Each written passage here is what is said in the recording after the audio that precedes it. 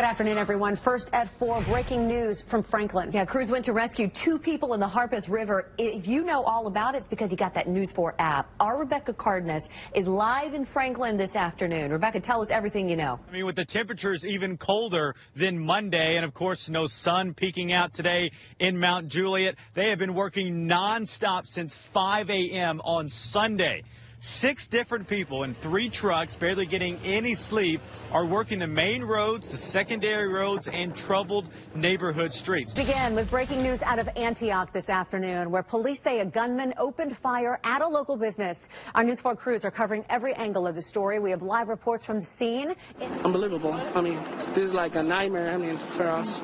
We never thought this was going to happen. We are actually in Trace Creek right now here in Waverly, and you can see, I mean, water levels have obviously significantly dropped, but 48 hours ago, it was a completely different story. And look at this rotation on the north side of Kingston Springs. This Highway 70? The roof is completely ripped off of this home. As you can see, the fire department now trying to get in here and see if anybody is inside. It's terrible. I just ain't never seen nothing like it. Overcome with tears, the last few hours for Shirley Gillespie have felt like an eternity. She drove up from Tennessee after she heard a tornado rip through Mayfield, walking nearly 2 miles to her brother's house. The sounds coming from the neighborhood will stay with her forever. I heard people hollering, let me out, get me out. They were trapped under the debris. The upstairs is gone, her family's cars mangled. But miraculously, even though with all the damage, it was 9 people in this house, not a scratch on not one of them. God still put his arms around them. That's enough for us. While Shirley's family is safe, Darrell Johnson fears for his sister, who was working at the candle factory when the tornado struck. He said that she called him at around 9-something, maybe 9:30, and said, "Honey, it's storming here bad," and everything. And I think the response was like the roof had come off. Since then, nothing. It's been several hours, you know, I can't tell you how long, but it's tragic. He's called every hospital and is losing hope. She's all I got left. I lost my brother 4 years ago in a unfortunate matter, and now, you know,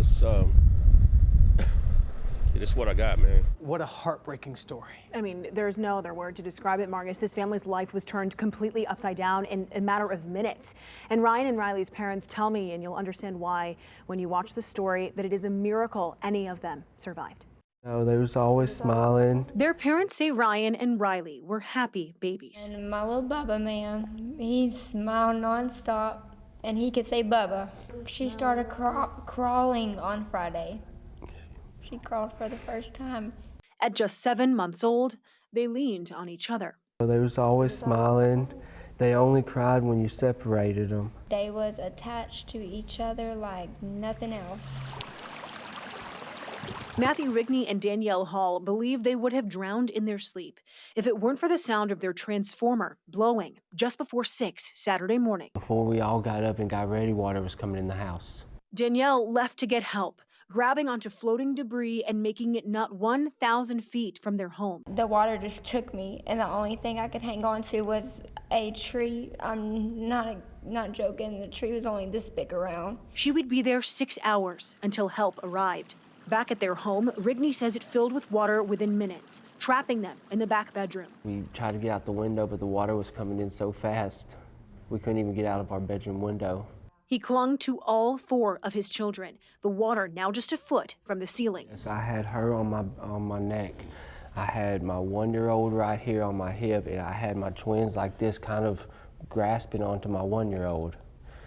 And when the water hit and the room filled up, and that's when I lost them. I lost all of them. His 5- and 1-year-old daughters came back up. She swam up like a big girl, and I grab her. I see Brayla across the room, and she's flapping her arms. I couldn't find the twins nowhere. The twins never did. It was the worst experience I've ever had. As Rigney struggled to keep his daughters above the still rising water, a neighbor climbed onto their roof just in time. If he wouldn't have helped us get on the roof, I don't even know where we'd be at right now. It was hours later that Rigney and Hall would receive the news that the twins had been found. And that was the best news we got when we found out they was found together. They didn't leave each other's side. It's how Rigney and Hall know Waverly We'll get through this, too. When you go through this, you feel like you're alone and you don't know what to do. But there are so many people, so many angels that are watching over all of us. My baby's made an impact on this world. We have been introducing your local heroes during this Black History Month, and a few weeks ago we were sent video of a local piano player at a gig. The message said, "I wonder if this woman has a story." And it turns out she did. Her story is about a love of music and using that music to be an agent of change. News 4's Forrest Sanders reports. Some artists are out to make great records. And some artists are out to make great records and cause change. But if the train leaves the station, if the train leaves the station, when the train leaves the station, everybody wants to ride.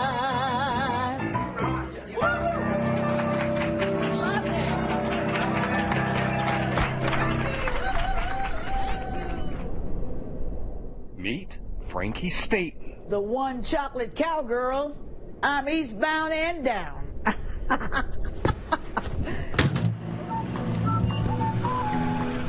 Frankie was always drawn to country music long before the days she was part of the Ralph Emery Show. I thought there were a whole lot of African Americans that liked country music but didn't feel welcome in it because they didn't see a reflection of themselves. So looking to add more faces to the country music scene, Frankie made a move to get black artists country records.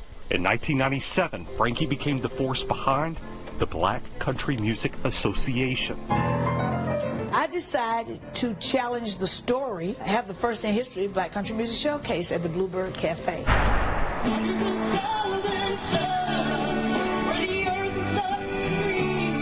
So you can't fathom black hillbillies? Okay, I'll show you. And they were like, who are these people? Are they black? I'm like, yes.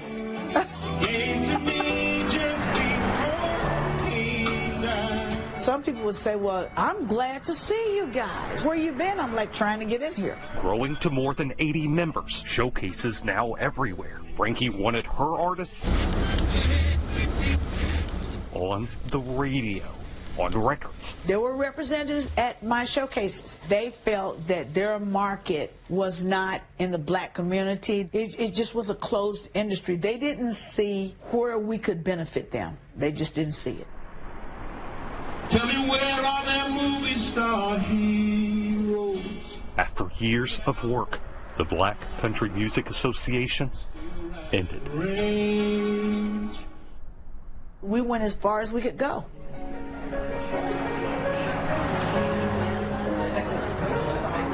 Still out playing, Frankie's proud when she sees a record by a black artist on the country charts. You get Lil Nas, you got Jimmy Allen, Rhiannon Giddens, the Chocolate Drops, you know. We're going to create it for ourselves, whether the industry is involved with us or not. We're going to do it on our own.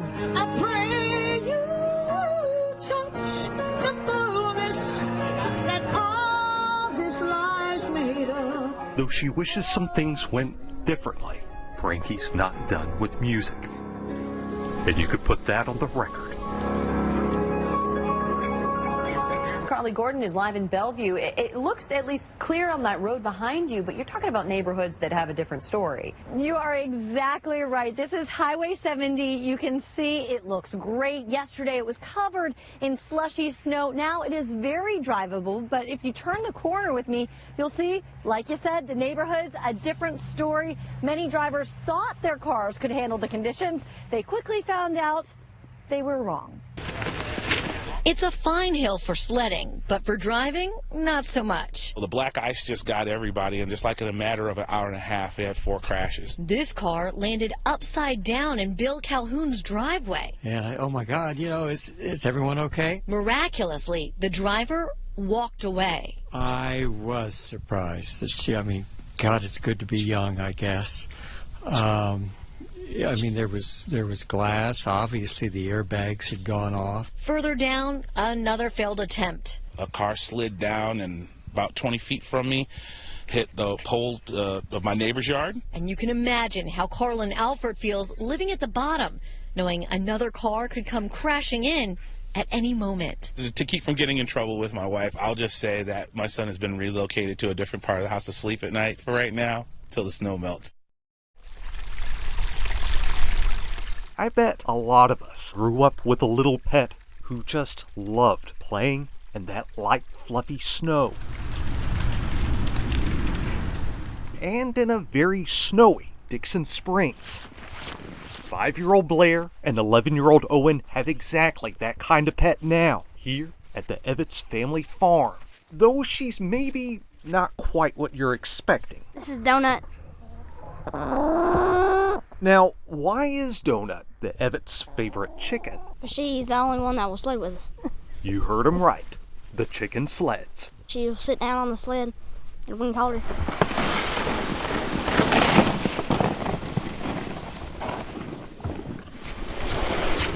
And then Donut's ready to be pulled up the hill and go again. She seems to go with the flow, don't she? That's farm life for you, I guess.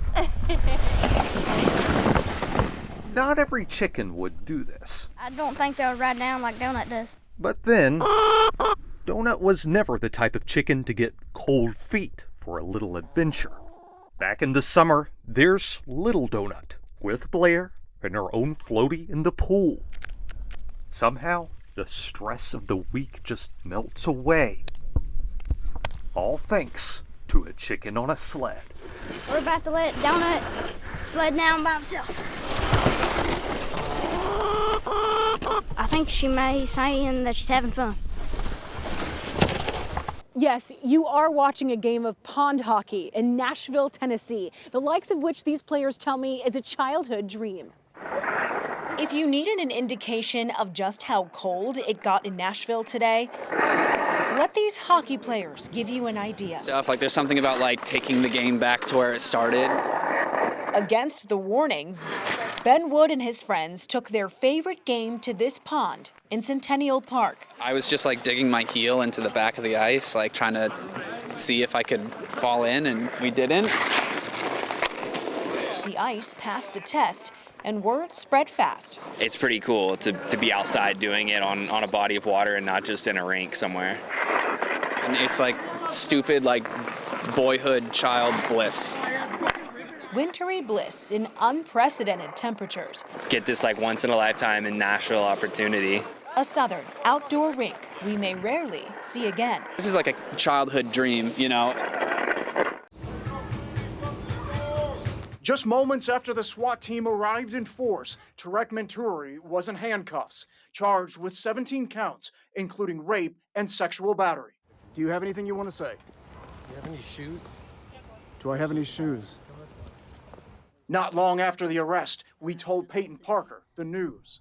I am telling you today that Tarek Menturi was charged with rape, kidnapping, and sexual battery. Oh, I don't want to curse. Oh my God, are you serious? I am serious. Look, I'm shaking. Wow. And you were the first one, you were the first woman to come forward to us and tell us this. Yeah. He faces 17 counts of criminal charges. I'm speechless. I don't know. Thank you for taking the story and not giving up. And I want to say thank you to all the other women who came forward with me. Parker is among the 18 women who've told News 4 Investigates Menturi sexually touched them or himself during massages or job interviews. The rape and kidnapping charges stem from a woman who told us he held her down and forced her to perform a sex act on him. I think he's a dangerous person. He's a predator. In just a year, the Williams family has gone from hardly a foundation standing to rebuilding in a neighborhood filled with reminders of the tornado they survived. We had the hand of God there with us. Standing under new beams, blessed by Bible verses. Out of that debris, out of that trash pile. And behind concrete walls that can stand against a hurricane. And then 11 1/4 inches concrete studs with steel reinforced rebar. There's something that's new and bigger, and it's going to be better for us that's coming up. And they see the hope. Charles is building a new house for his family after an EF4 tornado in 2020 ripped through his Putnam County neighborhood. Went right over us, and everything just went off, blew up, it was gone. His wife Tamara remembers those moments like it was yesterday. But it was just those two walls. Like, there's no reason why we should have been here. I'm now standing off McBroom Chapel Road, just a few blocks from the Williams, but here several people lost their lives. And although new construction stands behind me, many people had to move away. In Cookeville, folks there, so many lives lost as their community rebuilds, and people are dedicated to making sure that all that was lost is found. News 4's Forrest Sanders now. Big 55, it's time to start moving. That's a handmade card. You know, somebody needs that back in their life. In a little room in Cookeville, Randy Adams is looking after a collection. It was done in August of 1994. We have it here for you. These action figures, these trophies, these teddy bears, all of this are things lost 1 year ago.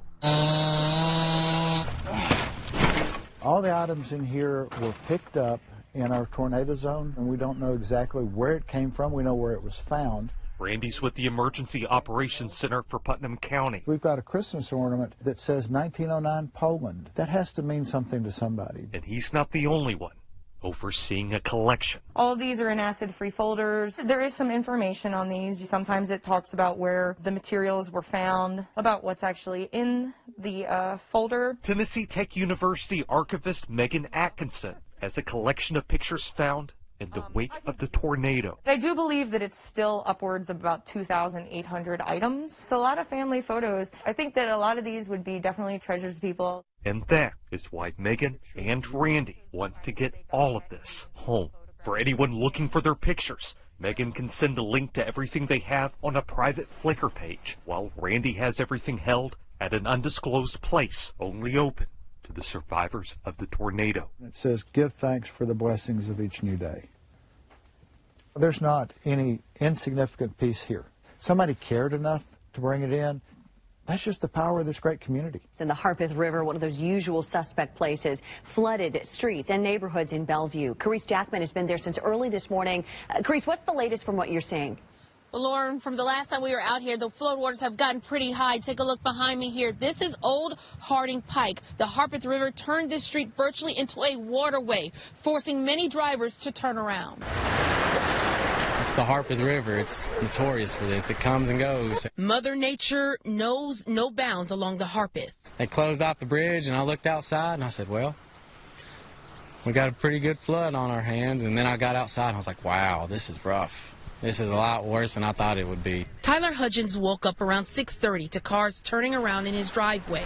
The river gushing into the Harpeth Valley Golf Center and tearing up the nearby road. The golf center, I feel bad for them because they're good people. Everybody goes over there all the time. Here on the other side of Old Harding, you can see how extensive and massive the floodwaters have gotten over the street, knocking even a fire truck on its side. Water also flooded the Ensworth School field and parking areas, stopping just short of the buildings. It's incredible how quickly the water has come up. In Bellevue Manor, Chris Butterick cleared his backyard and removed his furniture. The creek behind his house, too close for comfort. We're going to stay here and see how high it gets. If it gets bad, we'll get a hotel or stay with friends. 97-year-old Dorothy Singleton's lived here with her 100-year-old husband since the 1960s. Well, I hope it goes on back down. She's seen it all, but hopes she doesn't have to repeat 2010. Oh, it was terrible in 2010 because it was already up to my patio when we woke up on 10. Then we just had to get out of here. A river showing its true force, combined with heavy rain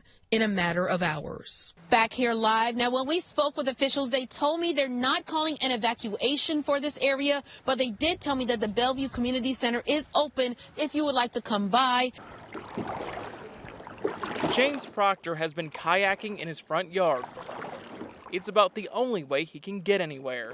He found that out when he tried to take his dog outside. As soon as I opened the door, there was nothing but water on the porch, so she was highly disappointed. Proctor says it was a steady downpour during the overnight hours.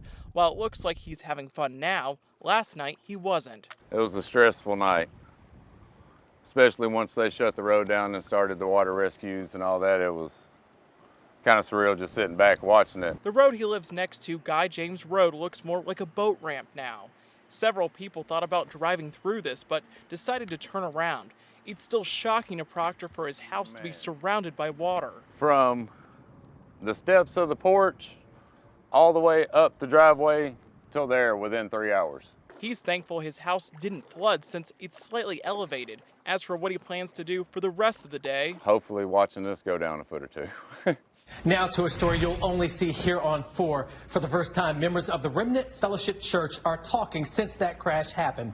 And they agreed to speak with our Marissa Sulik. And Marissa, tragic, but how are they handling this right now? I mean, they are definitely going through a lot right now, Marius. And the couple I spoke with today say that the deceased weren't just their fellow church members. They considered them family. In fact, they live right down the road from Gwen and Joe Lara, who they say influenced them to move to Tennessee from Texas 10 years ago. So you've got to ask yourself again, what makes you happy? Within moments, it becomes obvious how Gwen Lara impacted Tiffany and Rob Day. Just became best friends. She was best friends with all of us. It's, you know, easy for the entire church. It's easy for a congregation to all know one pastor. But our pastor, she knew each of us by name. She knew our dogs' names. She knew our children, our grandchildren's names. You can prove it that you've turned to God. Lara not only founded this church, but the Way Down Workshop. A following met with years of controversy from those outside the congregation. But to Tiffany and Rob, that didn't matter. And thankfully for the perseverance of Tiffany wanting to pursue it, it forced me to have to pursue it because my wife's going to be involved with this church. It's going to have controversies. I want to know what it's about. And that's what caused me to come over and fly from Texas or drive from Texas almost a couple times a month. And what I heard did not match up with what I saw. The couple became so involved, they moved from Texas to Brentwood to raise their 5 children, living just down the street from Gwen and Joe Lara.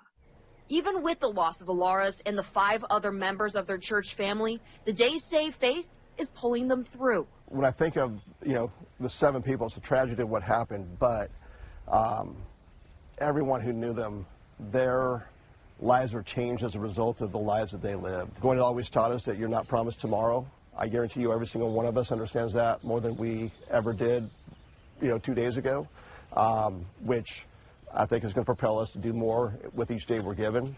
And so we'll be stronger. A stronger and a more unified congregation that will live on thanks to its foundation. Now, it's important to note that these families all leave behind children and grandchildren. Jessica and Jonathan Walters are 2 victims in the crash who have 3 young kids. Lauren. Very sad for sure. The church says they'll be canceling their service tomorrow night. They do plan to have some sort of memorial service coming up this weekend. And we are now continuing that team coverage we promised you, where crews have been at Percy Priest Lake on the Rutherford County side since Saturday. News 4's Cameron Taylor is live for us tonight at the scene. And Cameron, give us some insight into the recovery efforts right now. Yeah, Lauren, we know that NTSB is still at the scene, and we just found out firefighters will be doing another surface check tonight. That's to look for any other debris from that plane crash. So here's what we know from investigators about what happened. We know that the private jet left the Smyrna airport Saturday morning heading to Palm Beach International. On board, 7 church leaders from Remnant Fellowship Church in Brentwood. That included Gwen Lara and Joe Lara. After 2 days, crews found both engines and other major parts of the jet. They also discovered human remains. The medical examiner's office confirmed there were 4 men and 3 women on board. They are now working with the families to identify them. And the NTSB says the preliminary investigation could take up to 2 weeks. And then in the full investigation, well, that could be much longer, up to 2 years. Marius. Cameron, thank you. News 4 Investigates has also confirmed tonight that the only person on board qualified pilot to pilot the plane, according to the FAA records, had an expired medical license. Our chief investigative reporter Jeremy Finley confirmed this today. And Jeremy, what does having a medical license actually mean? Well, Marius, bottom line, it says that you are able to fly, that you're healthy enough to pilot a plane, and that federal regulations require an active license for pilots before they can fly. Depending on your age, you have to get it renewed every 2 years. Well, the FAA's pilot database shows the man flying the plane lost his medical certification 17 months ago. But that's something that the church itself is disputing tonight. We're here, and Joe's the pilot. Joe Lara was known for always bringing his faith on board. There wasn't a moment that I didn't get into a plane with him where he stopped and prayed. The church confirms to News 4, Laura was flying the day the plane crashed. According to the FAA's database, he was the only one of the 7 on board qualified to fly that specific aircraft. But that database also shows Laura's medical certificate that determines if a pilot is healthy enough to fly expired 17 months ago. That is the worst problem that occurs in general aviation today. It is the most common occurrence and offense committed by pilots today. It's typically a conscious decision. While there is nothing at this time showing that Laura's health was even partly responsible, there are indications of other real problems, including this sound. Take a listen. The alarm can only be heard quickly in the background of Laura's communication with air traffic control. We hear an alarm going off. Don't know exactly what that alarm was for, but it will indicate that something abnormal is occurring with the aircraft. There's also the fact that the Cessna was only in the air for roughly 2 minutes after takeoff. That the flight came to an end very abruptly, very quickly, suggesting that something catastrophic mechanically occurred. What Laura's friends know is what always happened before he took to the skies. He was so cautious, like the amount of concern he had into everything. I don't know if anybody could have taken more time prepping a plane, doing a water. Sometimes I was like, come on, Joe, we got to go. And he's walking around the plane, checking everything. All right, within the last hour, a spokeswoman for the church told me that Laura did, in fact, have an active medical certificate. So I've asked to see it, and she's looking to provide that. Also, this plane was 39 years old, and our aviation expert tells us that would require a lot of maintenance. Well, the maintenance records would be in logbooks, and that's typically kept with the owner of the plane, in this case, the church, and that is something the NTSB will be looking into as well. We're learning more about what dive crews are starting to recover from this crash. News 4's Marissa Sulik is at Fate Center Marina, and Marissa, you got a closer look at this investigation. That's right, Tracy. We were at the Lamar Hill Marina earlier this morning, and that's the closest we've been able to get to the crash site since recovery crews have begun their process. Now, the debris field, we're told, is about half a mile wide, and so far, they found parts of the plane. I came out to get some pictures of where they're diving. Steve Hovies is getting a first glimpse of these boats and divers. An investigation in his own Percy Priest backyard. Pretty close. I mean, probably about 5 miles on the other side of the airport. Rutherford County Fire Rescue says multiple agencies are searching this southern portion of the lake.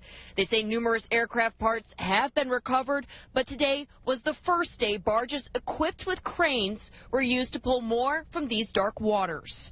Rutherford County says the lake has low visibility, so this is time-consuming work. I'm really surprised that they didn't land in a populated area in regards to that, out of control. And while out here is where some boaters want to be, this area is still closed off due to the continued search. Usually you would see a lot of boats and a lot of people fishing along the thing during it's a great place for a holiday.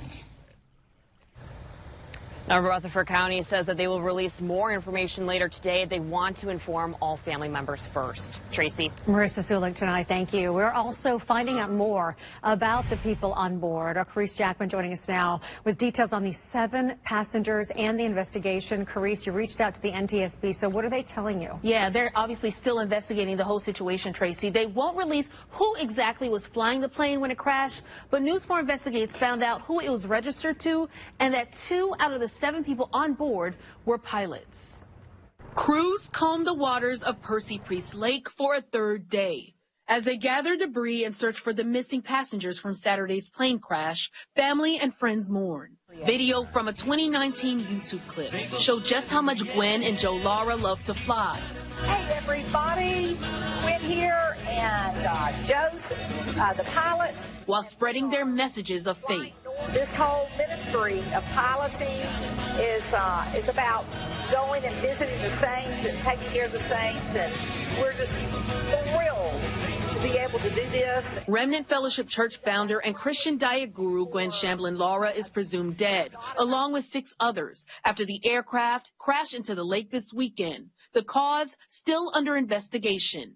According to the FAA, the Cessna plane was manufactured in 1982 and currently registered to JL and GL Productions LP in Williamson County. Records from the Tennessee Secretary of State's website shows the production company is owned by Gwen Shamblin. Out of the 7 people on board, Joe Laura and Brandon Hanna are certified pilots. Laura was a licensed commercial pilot who could fly small jets and planes, but not for a major airline. Hanna was only licensed as a private pilot. When News 4 asked the NTSB who was flying the plane, they told us they don't reveal the ID of people involved in transportation accidents, only referring to them as the pilot in their reports. And the NTSB also tells me they'll have a preliminary report out in roughly 2 weeks. A full investigation, though, could take 1 to 2 years to complete, Tracy. 3 people were shot. The gunman shot and killed by police. It happened at the Smile Direct Club in Antioch. That is where we find News 4's Carly Gordon this afternoon. Carly, this had to be traumatizing for everyone involved. Oh, can you imagine? It happened at just around 6 o'clock this morning. Some people were wrapping up for the day. Others were just starting to show up here to do their jobs. That's when the gunman, an employee, showed up to the building you see behind me and opened fire. As for why, well, as of this afternoon, we still don't know. Now, that gunman is 22-year-old Antonio King, according to police. He lived in Nashville and hadn't been working at Smile Direct Club for very long at all, just a few months.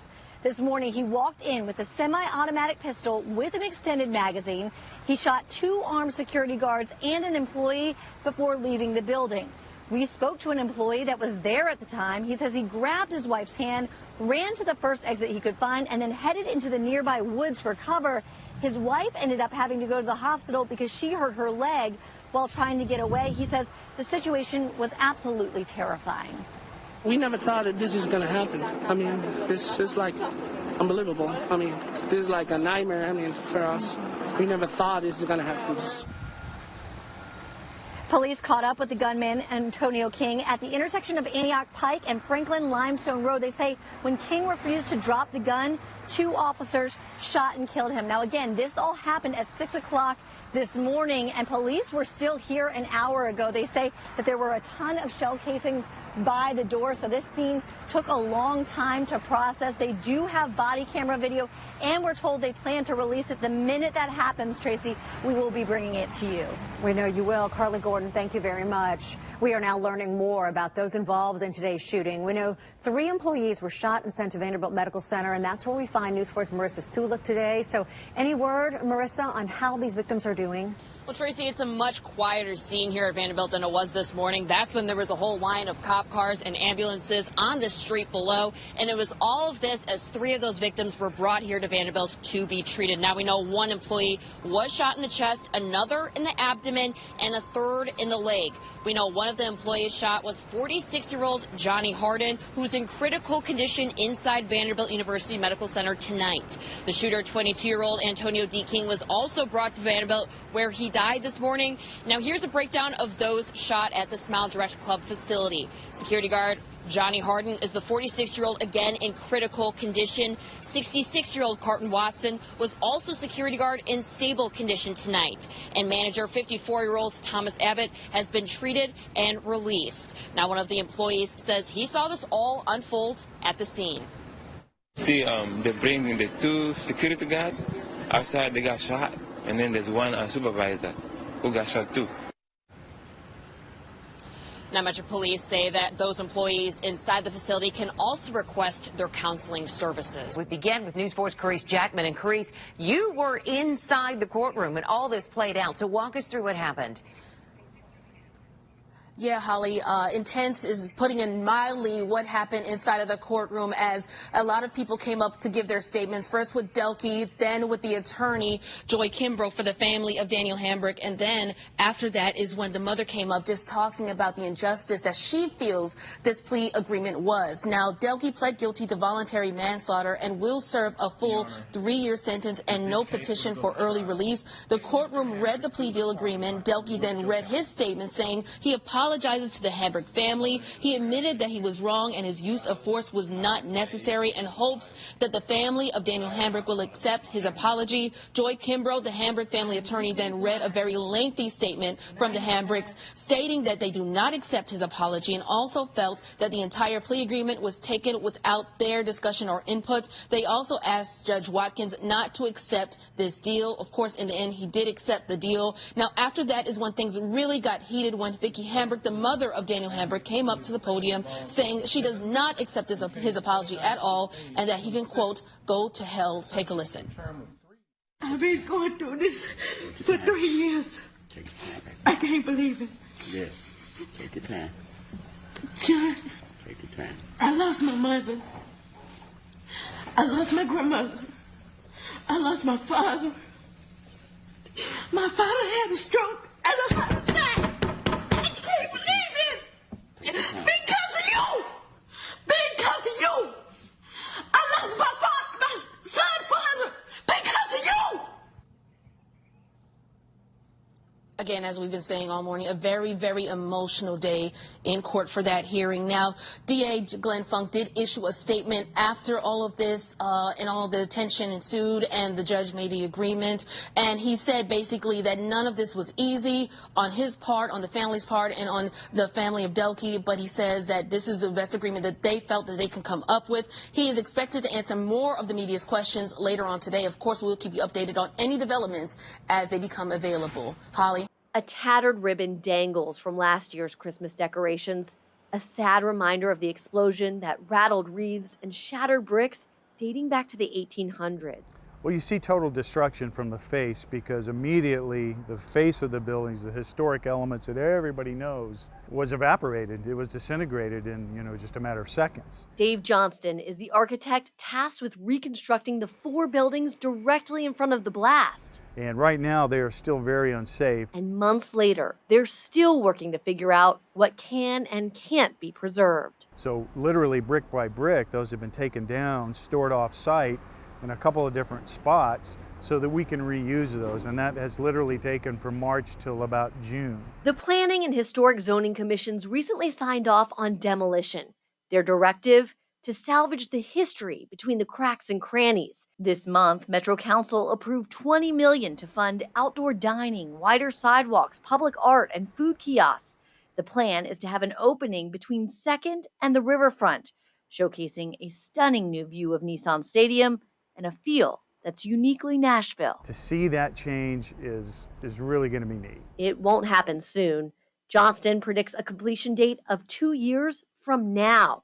But already, if you can look beyond the destruction of the Christmas gone by, you'll see signs of renewal and regrowth. It was a horrible event, no question about that. But I think to see how Nashville came together and how the city has worked with the private owners is really a story that needs to be told, that the city does work with landowners and property owners to make this into a better Nashville. You just never know when it's going to be your day to face something like that. For the Nashville Six, it was Christmas 2020. Video from their body cameras show how things quickly go from being alarming. That's so weird. That's like out of a movie. Like The Purge? Yeah. To horrifying. No, my God. Where's your car? Okay, go to your car. There's that part of me that didn't want it to be real. Like, we're hearing this voice saying that there's a bomb that's going to go off, but I'm trying to tell myself someone's playing a really bad prank. It's been an interesting year since that devastating day. The officers constantly hailed as heroes in front of dignitaries. They've been flown to D.C. and painted on a mural downtown. We joke around, says it's been like a band. So, and Don is our manager. And the growth they've experienced, it's both personal and professional. Officer Michael Sipos is planning a wedding. Officer Tyler Llewellyn got promoted. Still, the year hasn't been without its challenges. Hearing on his body cam, I'm the one screaming on the radio for James because I didn't know if he was alive. And that 10-second period of not knowing that is still really hard, and that's the emotional response I'll probably always have. And I still can't really go up there. Difficult as it may be, they're all back, working a range of shifts at various precincts. In fact, a few of them volunteered to work Christmas Day. So once again, they'll be out keeping Nashville safe As for why, the Nashville Six will tell you. Because we still have jobs to do. It's what they signed up for. Work is still work. You know, we still answer calls. We don't expect to be treated any different. It was part of the job. I'm thankful we're all here and that we can move forward.